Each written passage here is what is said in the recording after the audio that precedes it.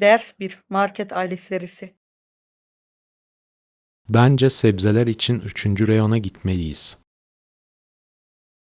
İyi bir fikir. Peki taze otlar nerede? Yakında olmalılar. Muhtemelen üretim bölümünde. Harika. Yemeklerime taze otlar eklemeyi seviyorum. Ben de. Yemeklerin lezzetini gerçekten arttırıyorlar. Ayrıca yemeğin daha çekici görünmesini sağlıyorlar. Kesinlikle. Sunum yemek pişirmenin anahtarıdır. Kesinlikle. Her şeyin tadını daha güzel kılıyor, değil mi? Kesinlikle. Haydi su bitkileri bulalım ve pişirmeye başlayalım. Ders 2. Kültürel değişim. Seyahat ederken farklı kültürlere dalma fikrini seviyorum. Bu harika. Diğer gezginlerle tanışmak öğrenmenin harika bir yoludur. Kesinlikle. Onların hikayelerini ve deneyimlerini dinliyorsunuz. Evet, dünyaya bakış açınızı genişletir. Ayrıca onların önerileri sayesinde gizli mücevherleri keşfedebilirsiniz. Kesinlikle. Seyahat bağlantı kurmak ve paylaşmakla ilgilidir. Yolculuğu çok daha zengin ve anlamlı kılıyor. Kabul ediyorum. Her yolculuk güzel bir maceraya dönüşebilir. Kesinlikle. Bir sonraki seyahatimizi planlayalım ve yeni insanlarla tanışalım. Ders 3. Mahkeme salonu draması. Şehir merkezindeki duruşmayı duydun mu? Evet yaptım. Çok uygun geliyor. Mevcut durum nedir?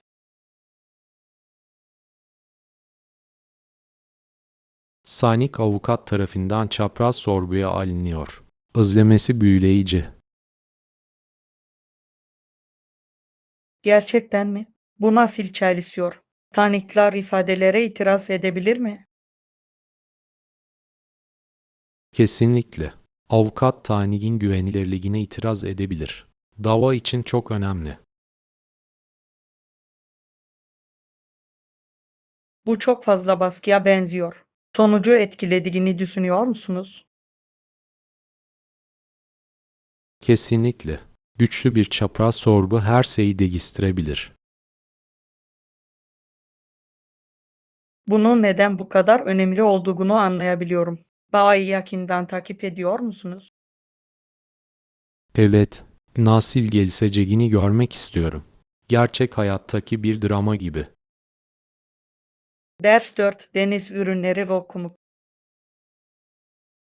En sevdiğiniz deniz ürünleri yemeği hangisi? Limonlu ve baharatlı ızgara somonu seviyorum. Çok lezzetli. Kulağa çok lezzetli geliyor. Baharatlı soslu karidesli tacoları severim. Çok güzel. Bunları yemek için favori bir yeriniz var mı?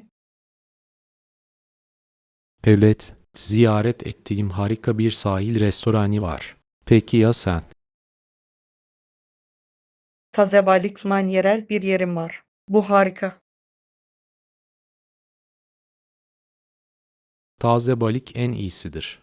Evde deniz ürünleri pişiriyor musunuz? Bazen yeni tarifler denerim. Senden ne haber?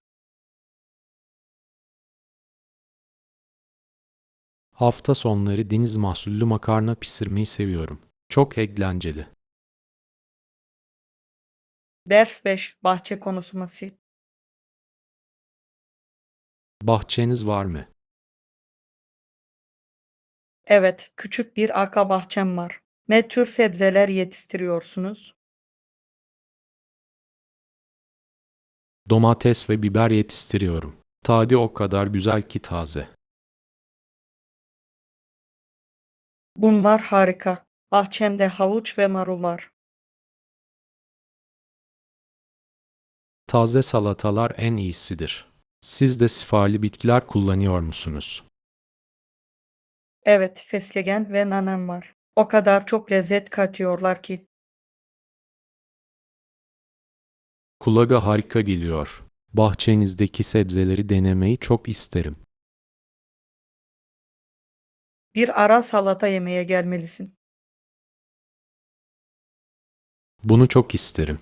Yakında planlayalım. Ders altı, önemli noktalar ve kitaplar. Ünlü yerler hakkında iyi kitaplar okudunuz mu? Evet, sanki sayfalar arasında dünyaya bir göz atmak gibi. Antik kalıntılar hakkında okumayı seviyorum. O kadar zengin bir geçmişleri var ki. Kabul ediyorum. Her yerin arkasındaki hikayeleri öğrenmeyi seviyorum. Hangi dönüm noktası sizi en çok ilgilendiriyor? Çin Seddi'ne hayran kaldım. Çok etkileyici. Bu harika bir seçim. Bir gün onu ziyaret etmeyi çok isterim. Ben de. Duvar boyunca yürüdüğünüzü hayal edin. Unutulmaz bir deneyim olurdu. Ders 7, Kız temelleri. Isı hayatında aktif dinleme hakkında ne düşünüyorsunuz? Endişeleri etkili bir şekilde anlamak ve ele almak çok önemlidir. Kesinlikle. Müşterilerle güven oluşturmaya yardımcı olur. Peki ya bir anlaşmayı kapatmaya ne dersiniz? Bir anlaşmayı kapatmak açık iletişim ve güven gerektirir. Evet, müşteriye faydalarını vurgulamanız gerekir. Kesinlikle. Toplantı sonrası takip de önemlidir. Doğru. Bu onların kararlarını önemsediğinizi gösterir. İlişkiler kurmak iş hayatında başarının anahtarıdır. Ders 8, Çiftlik hayatı. Horozun güneş doğduğunda öttüğünü biliyor muydunuz? Evet, bu Kiryasami'nin bir parçası. Amcamın da bir kazı var. Ne kadar ilginç. Kazlar oldukça gürültülü olabilir. Değil mi? Bunlar ama çiftliği davetsiz misafirlere karşı koruyorlar. Bunu bilmek güzel. Çiftliği sık sık ziyaret ediyor musun? Her ay gitmeye çalışıyorum. Orası huzurlu. Hayal edebiliyorum. Temiz hava ve doğa çok rahatlatıcı. Evet, şehir hayatından güzel bir kaçış. Bir gün birlikte bir çiftliğe gezi planlamalıyız. Ders 9, Nostaljik oyuncaklar. Yıllar geçtikçe oyuncak bebeğin hayatımdaki önemi azaldı. İlişki kurabilirim. Benim de en sevdiğim oyuncağım vardı ama onu astım. Sal, yapacak başka işlerim vardı ama bebek hala yatağımın üzerinde duruyordu.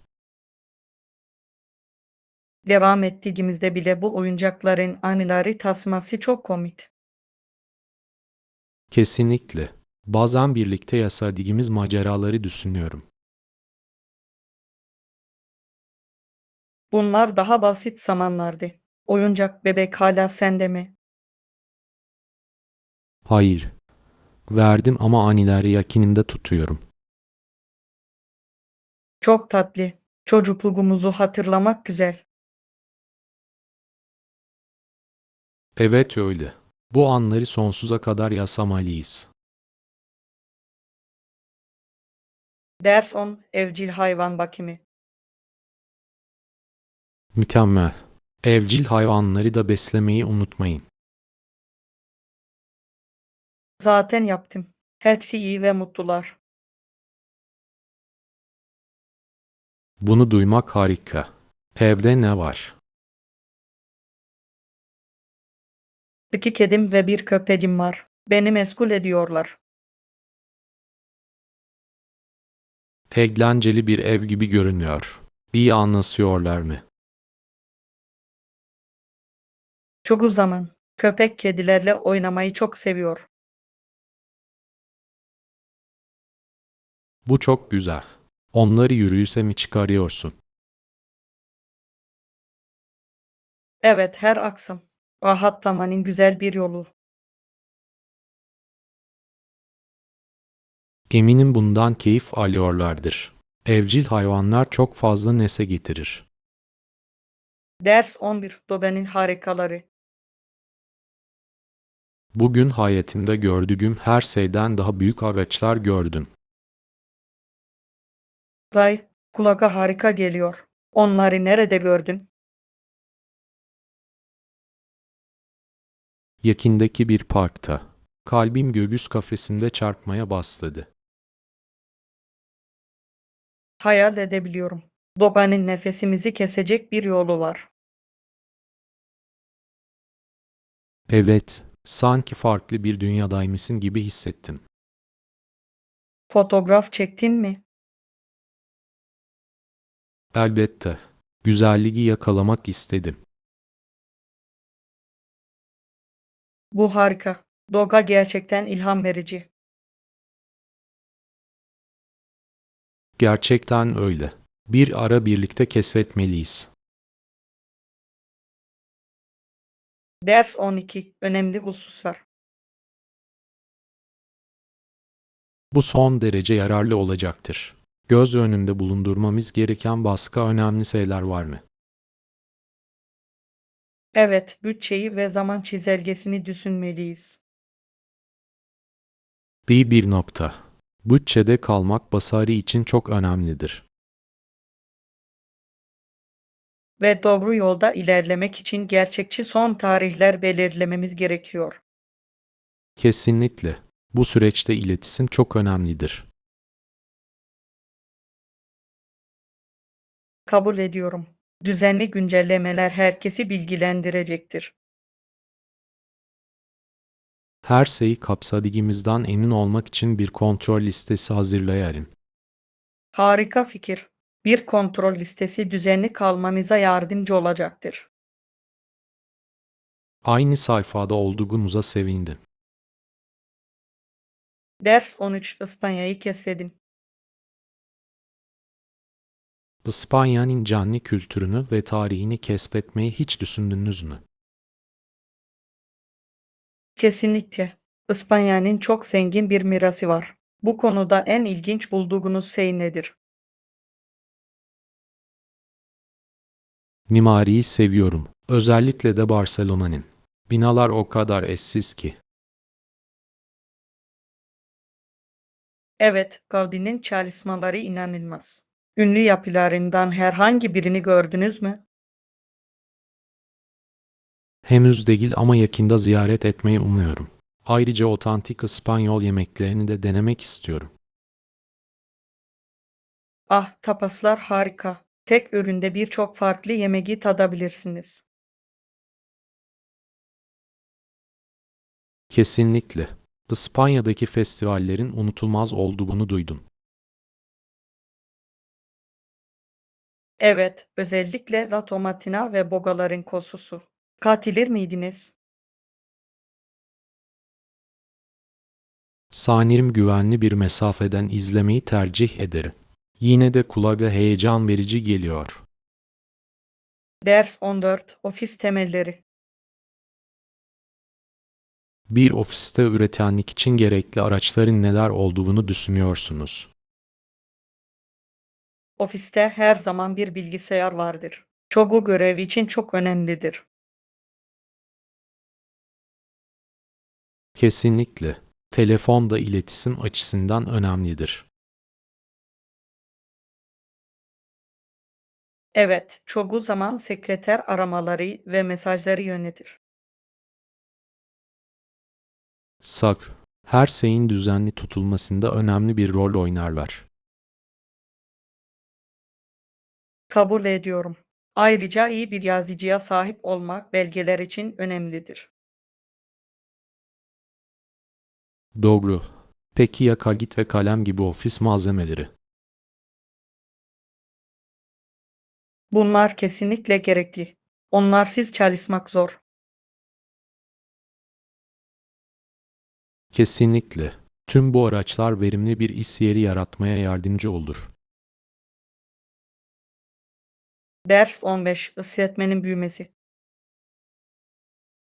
İyi bir stratejinin iş hayatında bize nasıl fayda sağlayacağını düşünüyorsunuz. Kesinlikle pazar payının artacağına inanıyorum.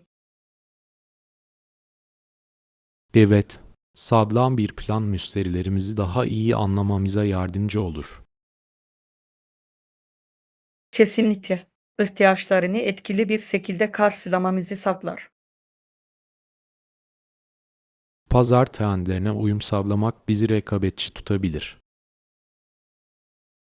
Evet, diğerlerinden önde olmak başarı için çok önemlidir. Hangi stratejilere odaklanmamız gerektiğini düşünüyorsunuz? Pazarlama ve müşteri hizmetlerine yatırım yapmamızı öneriyorum. Harika fikir. Mutlu müşteriler genellikle tekrar iş yapılmasına yol açar. Ders 16. Stokta olmama hayal kırıklığı. Dün mağazaya gittim ama stokta yoktu. Bu çok sinir bozucu. İhtiyacınız olanı bulmayı başardınız mı? Tam olarak değil. Yeni ayakkabılar istedim ama bedenim yoktu. Bu hayal kırıklığı yaratıyor. Bunun yerine internetten alışveriş yapmayı denediniz mi? Evet, internetten kontrol ettim ama teslimat çok uzun sürüyor. Bunu anlıyorum. Çevrimiçi siparişlerle her zaman bekleyen bir oyundur. Kesinlikle. Bazen şahsen bir şeyler almayı tercih ederim. Aynı şekilde, satın aldığınız ürünü hemen alıp çıkmak daha tatmin edici geliyor. Evet öyle. Ayrıca satın almadan önce bir şeyler deneyebilirsiniz. Kesinlikle. Umarım yakında yeniden stok yaparlar da istediğimizi bulabiliriz. Ders 17. Yaratıcı ileri dönüşüm. Bir defasında eski bir sifon yerimi televizyon sehpasına dönüştürmüştüm. Mükemmel çalıştı. Kulağa harika geliyor. Bunu nasıl yaptın? Boyadım ve birkaç bacak ekledim. Ona taze bir görünüm kazandırdı.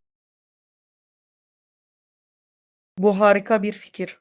Mobilyaları yenilemeyi seviyorum. Aynı zamanda yaratıcı olmak ve paradan tasarruf etmek eğlencelidir. Kesinlikle. Eski bir masayla benzer bir şey yapmayı düşünüyordum. Maalesef, biraz boya her şeyi dönüştürebilir. Kabul ediyorum. Belki bana yardım etmeleri için birkaç arkadaşımı davet ederim. Eğlenceli bir projeye benziyor. Ders 18. Kaynakları birlikte kullanmak. Sıklıkla sözlüğü ve atlası kullanıyorum. Bana çok yardımcı oluyorlar. Bu çok akıllıca. Arkadaşlarımdan bazıları benimle geliyor ve beraber oturup ders çalışıyoruz. Arkadaşlarla ders çalışmak daha keyifli hale geliyor. Genellikle ne çalışırsınız? Çoğunlukla coğrafya ve kelime bilgisi. Birlikte öğrenmek çok eğlenceli. Ben de yeni kelimeler öğrenmeyi seviyorum. Bilgimizi genişletiyor. Kesinlikle. Üstelik birbirimizi sorgulayabiliriz. Bu Bazı şeyleri daha iyi hatırlamanın harika bir yoludur. Evet, bunu daha sık yapmalıyız. Kesinlikle. Grup halinde öğrenmek her zaman daha eğlencelidir. Ders 19. Araba sorunları. Tamirci neyin yanlış olduğunu söyledi. Motorumda büyük bir yağ sızıntısı olduğu ortaya çıktı. Ah hayır. Kulağa ciddi geliyor. Nasıl öğrendin? Arabamın altında bir su birikintisi fark ettim ve endişelendim. İyi ki tamirciye götürmüşsün. Düzelttiler mi? Evet ama çok pahalıya mal oldu. Bunu beklemiyordum. Araba tamirleri gerçekten pahalı olabilir. Biliyorum. Bu ay bunun için bütçe ayırmam gerekecek. Bu çok akıllıca. Harcamaların takibi önemlidir.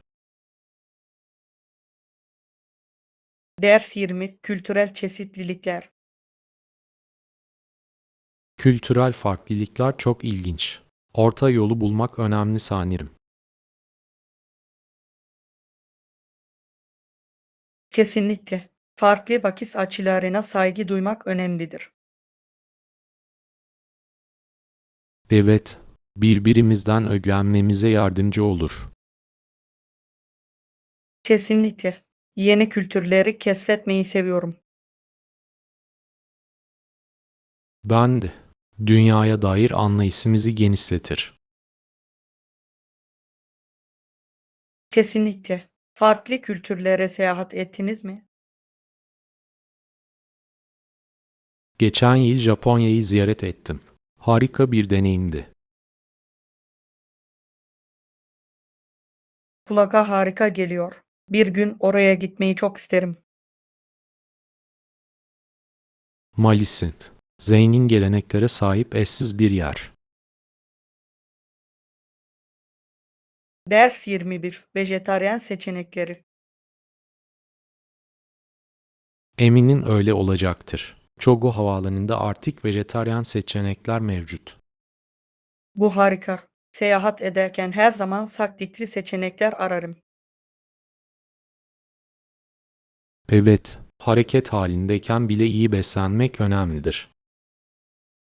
Favori vejetaryen yemeğiniz var mı?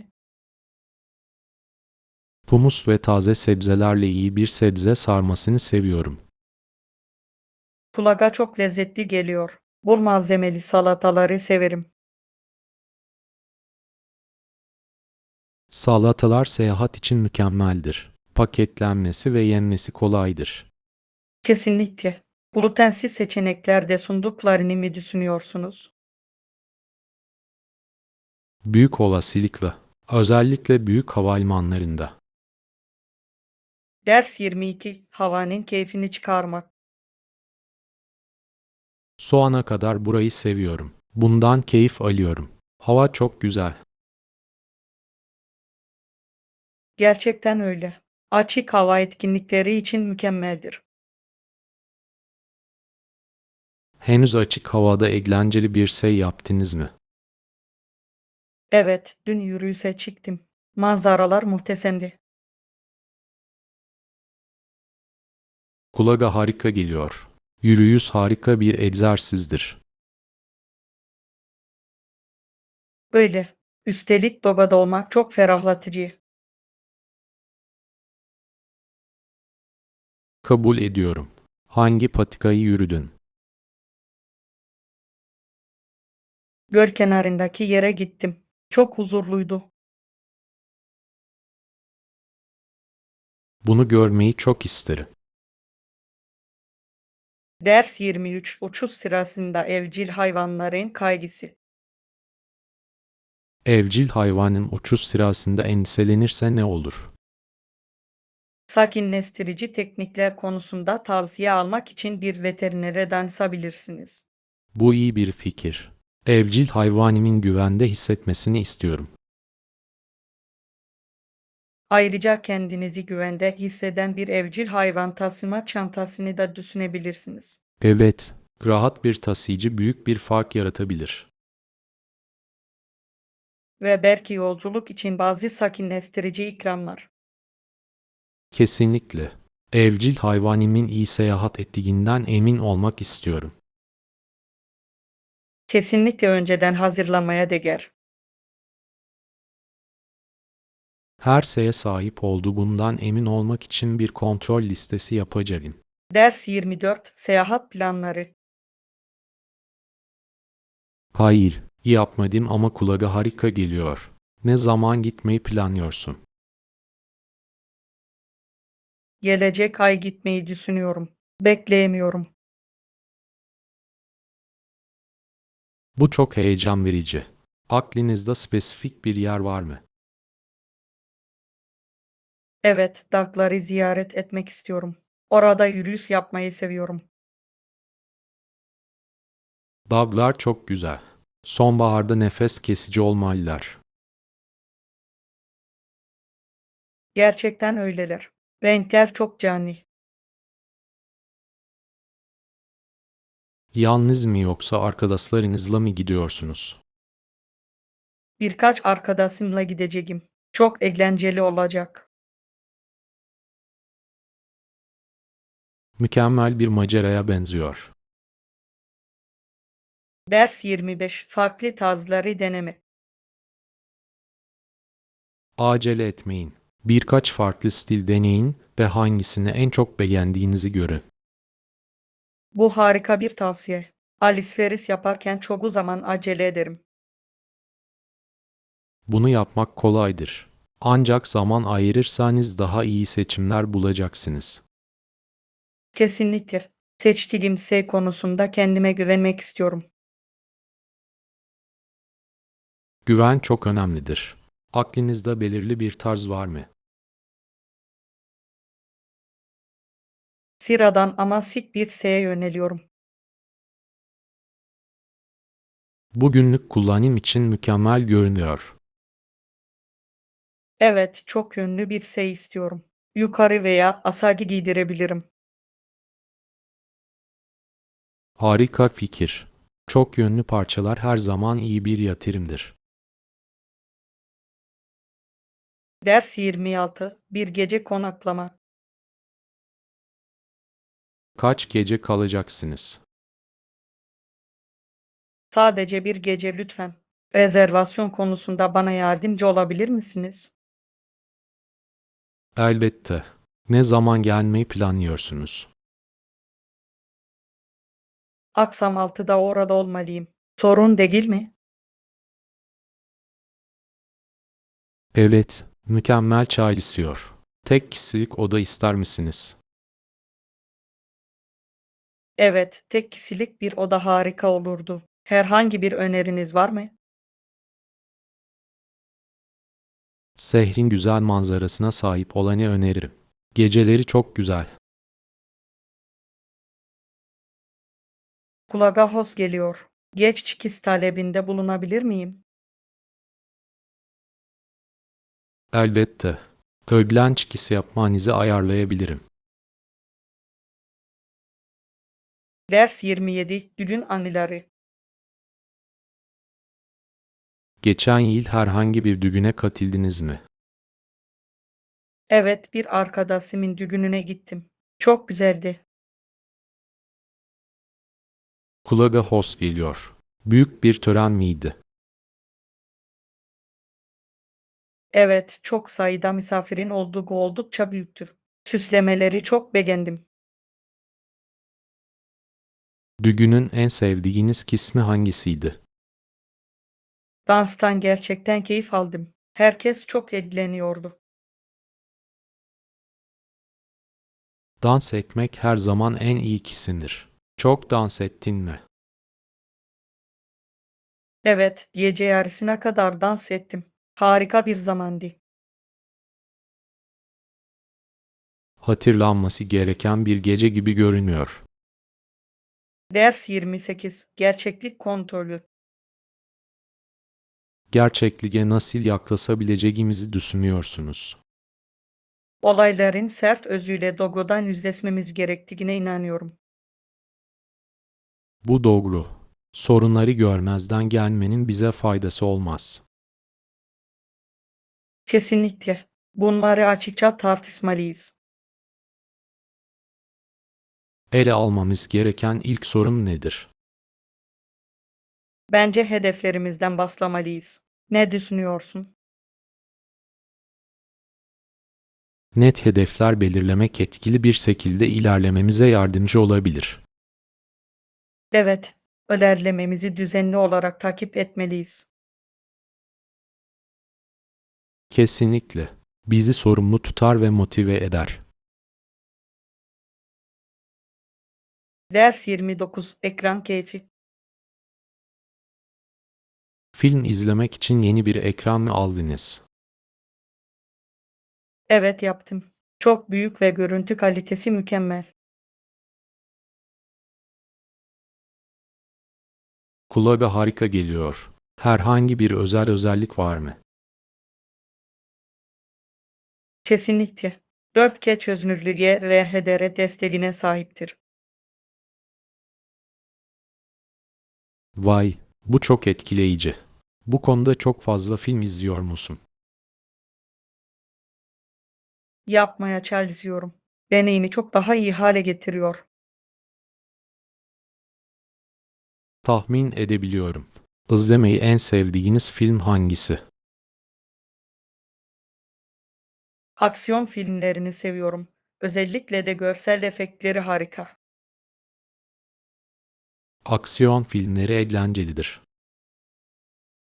Ders 30 sahil kasabaları. Tatil yerleri arıyorum. Herhangi bir öneriniz var mı? Ülkenizdeki sahil kasabalarını aramayı deneyebilirsiniz. Bu harika bir fikir. Favori bir sahil kasabanız var mı? Evet, sahili ziyaret etmekten gerçekten keyif alıyorum. Çok rahatlatıcı. Kulağa hoş geliyor. Orada ne tür aktiviteler yapıyorsunuz? Yüzmeyi, güneşlenmeyi ve yerel deniz ürünlerini denemeyi seviyorum. Kulağa çok lezzetli geliyor.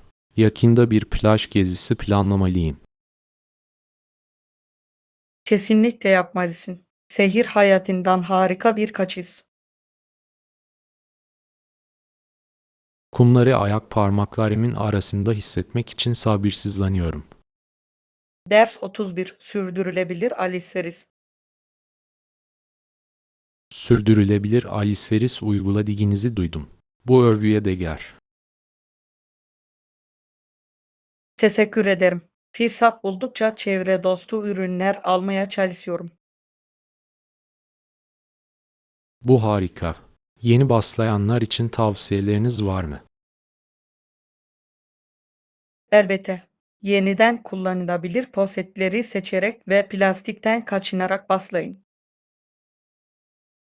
Bu yeterince basit geliyor. Yerel ürünlere de agirlik veriyor musunuz? Evet, yerel işletmeleri desteklemek de önemli.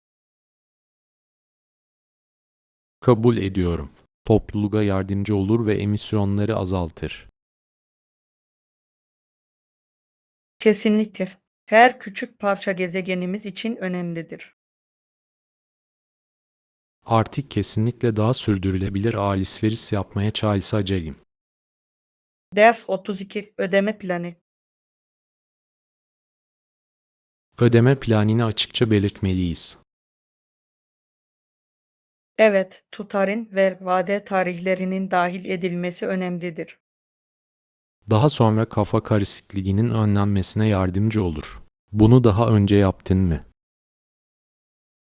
Yaptım ve bu süreci çok daha kolaylaştırdı.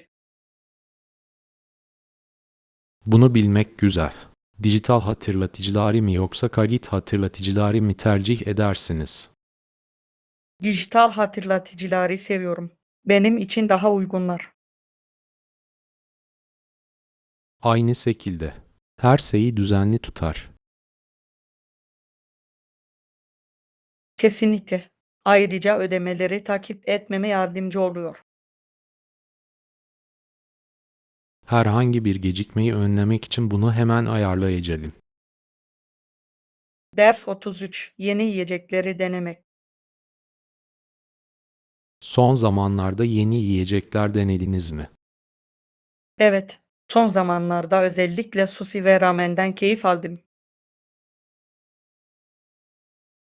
İkisi de çok lezzetli. Bir restorana gittin mi? Evet, yakınlarda yeni bir yer açıldı. Harikaydı. Yeni yerler denemeyi seviyorum. Sushi hakkında ne düşünüyorsun? Taze ve güzel bir şekilde sunuldu. Etkilendim. Mutlaka denenmesi gereken bir şey gibi görünüyor. Sushi mi yoksa ramen mi tercih edersiniz? Bu çok zor. Sanırım ikisini de eşit derecede seviyorum. Anladım. O restorana da bakmalıyım. Ders 34. Erken gelişler. Daha erken gelmek daha iyi değil mi? Kabul ediyorum. Size dinlenmeniz için zaman verir. Kesinlikle. Üstelik acele etmenin getirdiği stresten de kurtulursunuz. Ve bir kahve ya da yiyecek bir şeyler alabilirsiniz. Sak, beklemeyi daha kısa hissettiriyor. Her zaman erken mi gelirsin? Özellikle uçuşlarda veya önemli toplantılarda bunu yapmaya çalışıyorum. Akıllı seçim. Kaygıyı azaltmaya gerçekten yardımcı olur. Evet, beklerken insanları izleyebilirsiniz. Ders 35. Kalite önemlidir. Kaliteli kumaslara ve dayanıklı dikişlere değer veririm. Peki ya sen? Ben de aynısını hissediyorum. Kalite büyük fark yaratır. Gerçekten öyle. Ucuz kıyafetler çabuk yıpranır. Kesinlikle. Ve iyi parçalara yatırım yapmak karşılığını verir. Favori bir markanız var mı? Sürdürülebilirliğe odaklanan markaları da seviyorum. Bu harika bir nokta. Çevre dostu olması önemli. Evet, bu gezegen ve bizim için iyi. Kesinlikle her seçim önemlidir. Ders 36. Alıştırma mükemmelleştirir. Ayna karşısında pratik yapıyor musun? Evet, özgüvenimi artırmama yardımcı oluyor. Bu akıllıca bir fikir. Ben de bazen bunu yapıyorum. İfadelerinizi görmekte fayda var. Ayrıca durusunuzu da ayarlayabilirsiniz. Kesinlikle. Arkadaşlar da harika geri bildirimler verebilir. Evet, yapıcı eleştiri değerlidir. Becerilerimizi geliştirmemize yardımcı olur. Tamamen katılıyorum. Ders 37. Aile tarihi. Ailesinin 1876'da ovaya gittiğini biliyor muydunuz? Gerçekten mi? Bilinç. Sonra ne oldu? 1877'de Minnesota'ya geri döndüler. Bu oldukça uzun bir yolculuk olsa gerek. Evet, o zamanlar seyahat etmek çok farklıydı. Hayal edebiliyorum. Ovada ne yaptılar?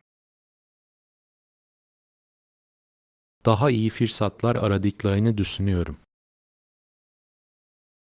Onların hayatlarını düşünmek büyüleyici. Tarih gerçekten bugün kim olduğunuzu şekillendiriyor.